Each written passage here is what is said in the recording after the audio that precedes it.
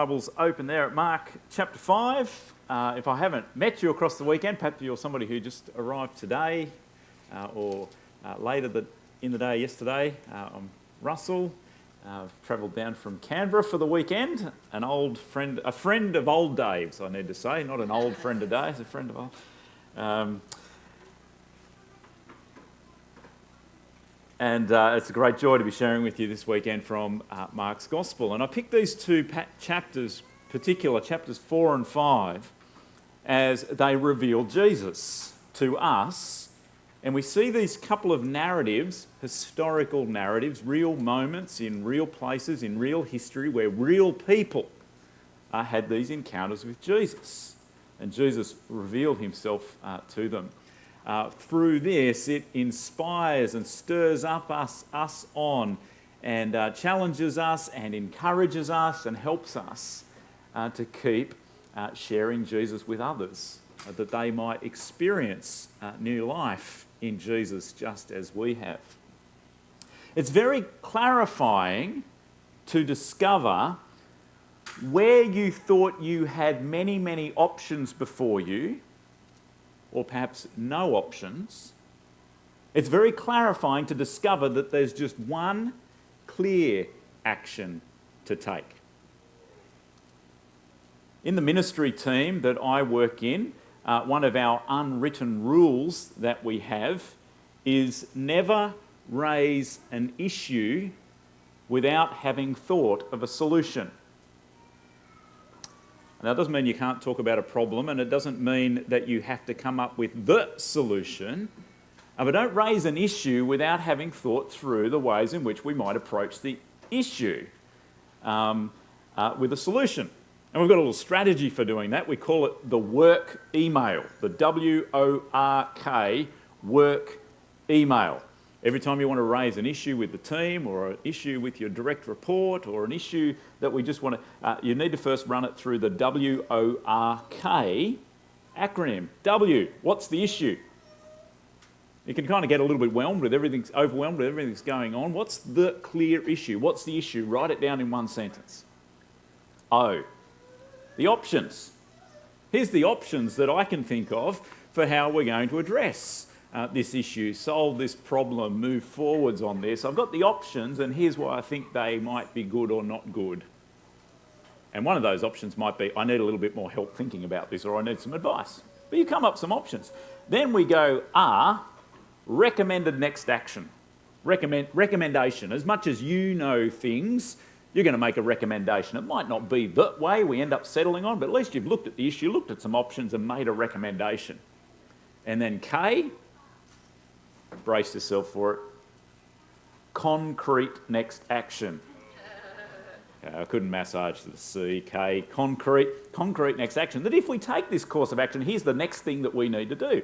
And it's really, really helpful in our team in a couple of ways. One, that if a problem issue comes up, it just doesn't spiral in complaint and it just brings us all down, going, I don't think we can do anything with this. It also helps gather other people in thinking, what's the direction that we can go here? And often ends up with us coming out with the best solution. It's very clarifying, no matter what the issue is, where we thought there might have been lots of options or no options, it's very clarifying when we realise that there is one next action, concrete, that we have to take. Now, I'm not just giving you business and leadership strategy advice there. This gospel narrative that we've just read, we come across two people who encounter Jesus, and with what they know of Jesus and the issue that they have in life, there is one clear action. They need Jesus' touch to bring calm healing to the chaos of their suffering. As much as what they know of Jesus and their issue, their trouble, their problem, their darkness, their chaos, they need Jesus' touch to bring calm healing. The chaos that's actually going on for these two people, Jairus, the synagogue leader, whose daughter is dying, and the lady who has been suffering for many, many years with bleeding, their chaos could actually go completely unnoticed by the crowds that have gathered round about Jesus now. Remember, he was teaching the crowd in the boat. They then went across the lake in that boat, and the furious squall came up, and Jesus spoke, and the wind and the wave obeyed. They got to the other side of the lake, and they were met with a furious squall of a man who was possessed by demons, and Jesus drove those demons out. That man was brought to his right mind and then sent off by Jesus to tell of everything that Jesus had done for him. The disciples and Jesus have now gotten back in the boat, and they've gone back across the lake, the sea, and they're now with the crowds again. They're all around them. They've started to hear things about Jesus, flocking to him for all kinds of different reasons.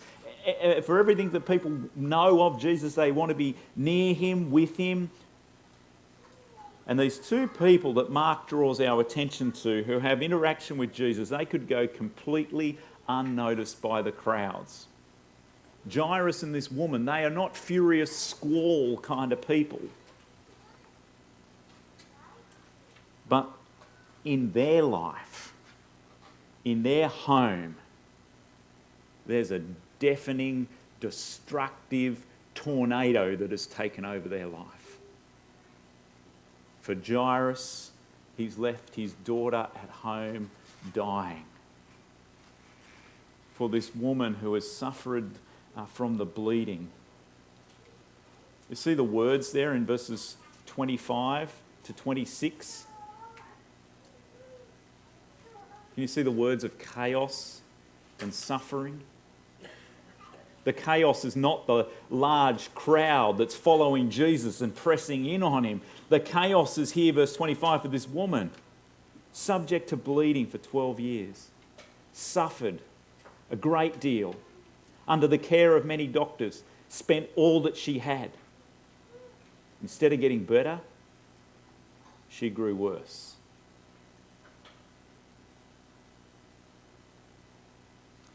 And Jairus, pleading earnestly with Jesus, my little daughter is dying. Is there a greater chaos in a family home, in a dad's life? Please come and put your hands on her so that she will be healed and live.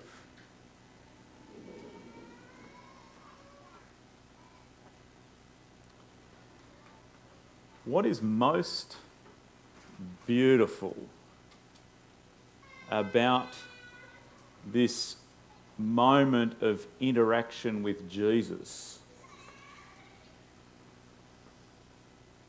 I think, is not so much the healing itself, but what Jesus says. You know the bit that Sarah's just read out loud for us, where the woman just touches Jesus, and Jesus knew that she had touched her, but asked who touched me, and the disciples go, what are you even talking about, Jesus? And the woman, trembling with fear, told Jesus the truth. And the most beautiful thing is not this healing and everything that's gone on, but what Jesus now says to this woman in verse 34. Daughter, your faith has healed you. Go in peace and be freed from your suffering. She was subject to bleeding for 12 years, suffered a great deal. Not even doctors could help her. Rather than getting better, she grew worse. And Jesus says, go in peace. Be freed from your suffering. As I was reading over this passage again early this morning when I got up, it's a passage that I've never actually preached on it before today. Read it oodles of times, and as I was reading it and I was thinking and I was praying and I was reflecting and singing, this hymn came to my mind. I don't think we've played it in my band yet. O perfect redemption, the purchase of blood, to every believer the promise of God. The vilest offender who truly believes, that moment from Jesus a pardon receives. Daughter, son, vilest offender like me, brother and sister, your faith has healed you. Jesus says, go and be free from your suffering. Your sin is no more.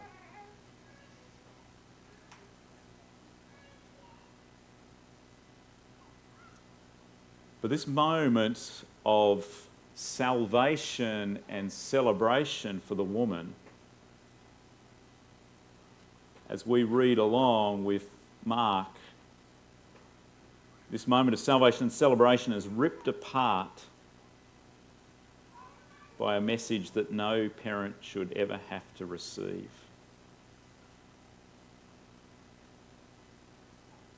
Your daughter is dead.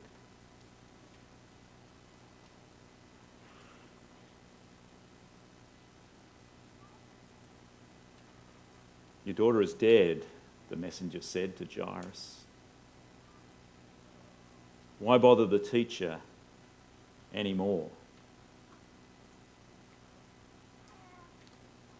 And Jesus responds, don't be afraid. Just believe.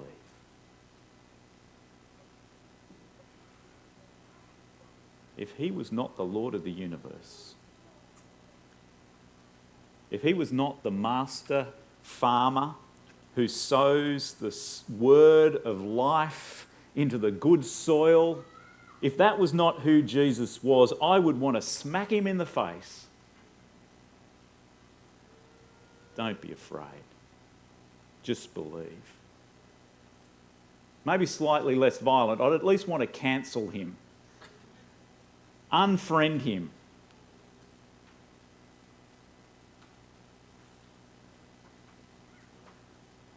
But the chaos of grief escalates. They get to the home and there is a commotion with people crying and wailing loudly. And Jesus goes in to the place where the dead girl is. And he says, Talitha cum.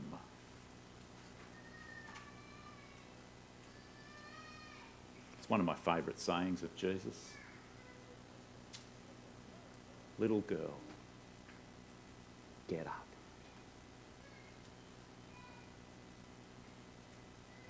This is Jesus. Psalm 23, new kingdom, eternal kingdom of calm that breaks into this world that he can say, little girl, get up. Old lady, daughter, be freed from your suffering. What a word of promise and hope that disrupts the chaos of my life and gives me something to hold on to and hang on to and orient the whole of my life round about, that there's not a home in this world that could give me enough comfort to match up with that. That there's not enough purpose or drive or ambition in this world to achieve something, to reach a goal, or even just to have calm. There's nothing of that can match up to being on mission with Jesus, to see his new kingdom roll into this world, to be able to say, daughter, be freed from your suffering. Talitha cum. Little girl, get up.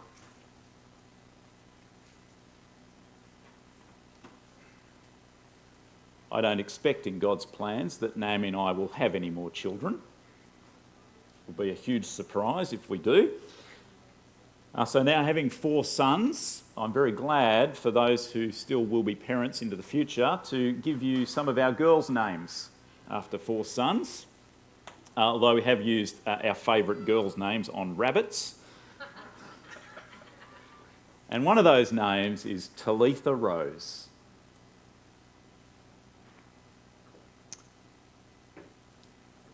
What a name that bears testimony to the promise of Jesus. Little girl, rise. Talitha Rose. My other favourite girl's name that's only been used on a rabbit. The rabbit that happened to die on Easter Sunday. Anastasia Hope. Anastasia means resurrection. Quite ironic I had to bury her on Easter Sunday. Jesus says to the girl that is dead, the precious daughter who has had life taken away from her, Jesus says, Talitha cum. Jesus is the farmer who went out to sow the seed of his word. Some of it scattered on the path, where it could not take root, but it lay in the sun, and the birds came away and gobbled it up and took it away. And some landed amongst the rocky soil where there was just shallow soil. It quickly sprouted and grew up, but because it didn't have deep roots, it withered. Some fell amongst the thorns, and the thorns choked it and caused it to die, and some of it fell among the good soil where it sprouted and grew and grew and grew into a great harvest. Wherever the Lord sows his seed, his people will hear it, believe and respond. For Jairus and his little daughter, for the woman who had gone through many years of suffering. On the outside, they look like they might be the rocky soil,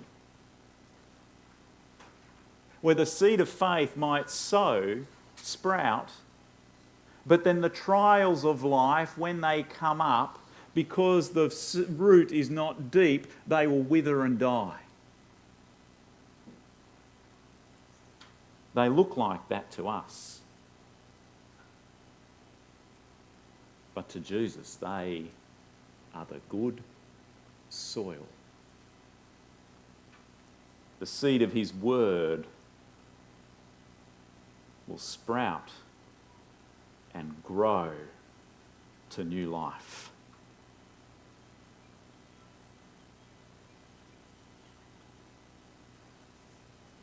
The last word is with the parents, which will overflow to the crowd outside, to the whole world throughout the ages, to you and I reading this today.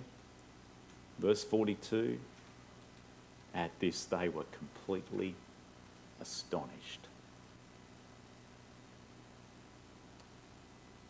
Every time there's an encounter with Jesus and he reveals a little bit more of himself in the gospel, every time we see somebody respond to the seed of his word planted, there's this beautiful moment of eternal calm and this little bit of chaos. We cannot stay here where we are. We're mobilised, we're spurred on, we're sent out, we're encouraged, we're challenged. We can't but help. Want to see a growing number of people experience new life in Jesus.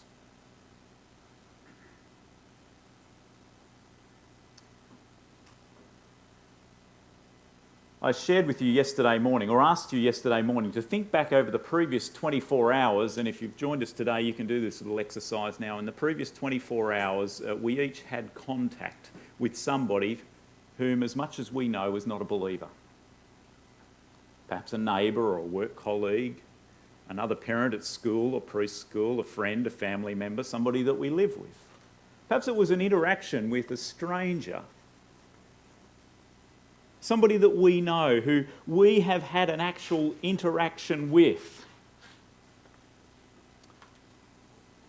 As Jesus has revealed himself again to you this weekend in his word, perhaps for you, this has given you a renewed vision for the eternal calm that he offers.